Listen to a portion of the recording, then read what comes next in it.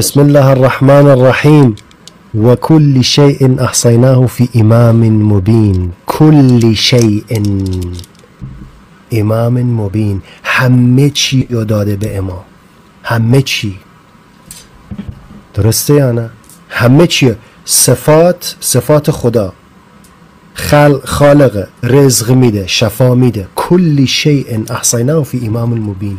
در کتاب اعتقادات الامامیه شیخ صدوق صفحه 100 در دعایی که حضرت امام رضا علیه السلام می‌فرماید: خداوندا، هر کس که مدعی شود که ما رب هستیم یا ما خدا هستیم، از او به سوی تو براءت و بیزاری می‌جوییم.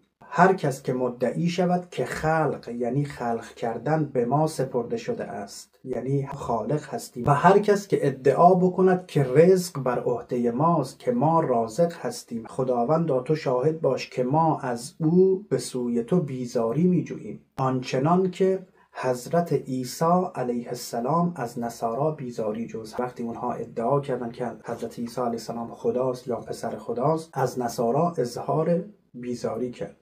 حضرت امام صادق علیه السلام می‌فرماید: والله ان الغلاة اشر من الیهود و النصارا و المجوس و الذین اشرکوا. غلو کنندگان بدترین خلق هستند، عظمت الهی را کوچک می‌کنند و برای بندگان خدا ادعای ربوبیت و ادعای خدایی می‌کنند. به خداوند قسم که قطعاً قالیان از یهودی ها و از مسیحی ها و از مجوسی ها و کسانی که شرک ورزیدند برای خداوند متعال بدتر هستند.